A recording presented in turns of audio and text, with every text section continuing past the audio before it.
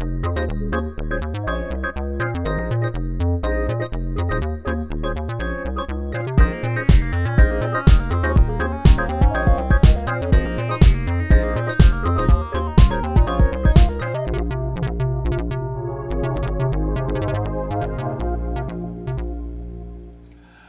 classic little blue friends that stand only 3 apples high end up in the Big Apple, and an even bigger adventure. Hello there everybody, I'm movie critic Nick Iacobucci as always for RealScreenReviews.com, and our next movie review is The Smurfs. The Smurfs opened worldwide on Friday, July 29th, 2011, and it stars Neil Patrick Harris, Hank Azaria, and Jayma Mays. It also features the voice talents of Jonathan Winters, Katy Perry, Alan Cumming, George Lopez, Paul Rubens, and comes to us from so-called director Raj Gosnell, the director of the Scooby-Doo movies and the original Big Mama's House with Martin Lawrence. This time out, he once again tries to please audiences by reinventing a classic, if not iconic, cartoon from decades past. Our tale is a very simple and familiar story when we catch up with our Smurfs still running from the eagle Gargamel.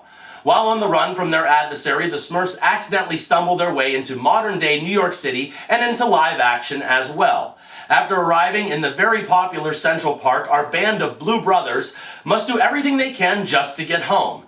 However, you can pile on top of that a real-life Gargamel that has followed them all the way to the Big Apple, and of course he wants to stop at nothing in order to get to the dreadful Smurfs. Now, with not only time against them, the Smurfs must struggle to get through the asphalt jungle of the city, all the while avoiding both Gargamel and anything else that isn't measured in apples.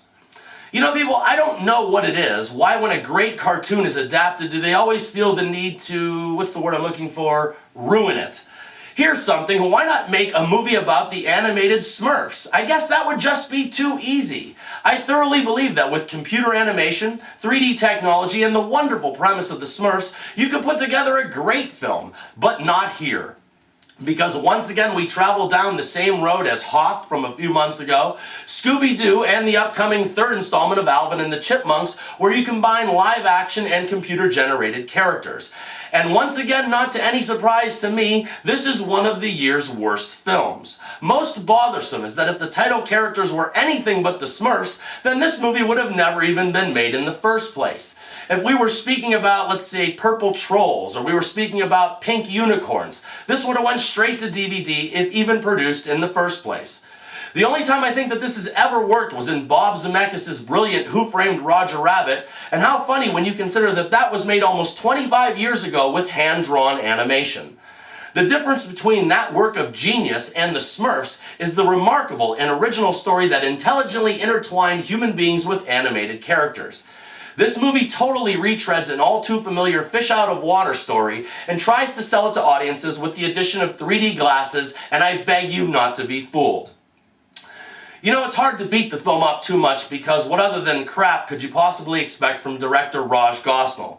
Leave it to the person that took a generation's loved character like Scooby-Doo and turned that film into 85 minutes of sheer torture to do the exact same thing with the Smurfs. Can I make a desperate plea from everyone in their 30s to director Raj Gosnell? Please, for the love of God, stay away from our beloved cartoon favorites from the 70s and 80s. You are nothing short of a nightmare, and your films are even worse. You know, movie critics and film buffs alike always regard Uwe Boll as the next Ed Wood or the worst filmmaker alive, but in that gentleman's defense, he is at least in his own mind trying to make a good movie. I highly doubt that the filmmaker of the Smurfs even attempted to do that. About the only positive thing in the film was Hank Azaria as the legendary Gargamel, and seeing the classic villain come to life was actually kinda cool.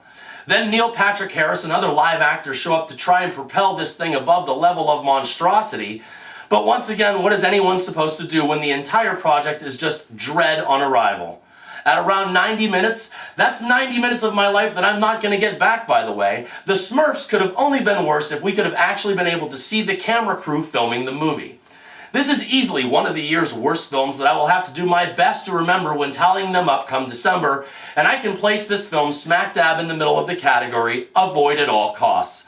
Only 1/2 of 1 star out of 4, and remember people, I'm not always right, but only when it comes to the movies. And thank you very much for your attention.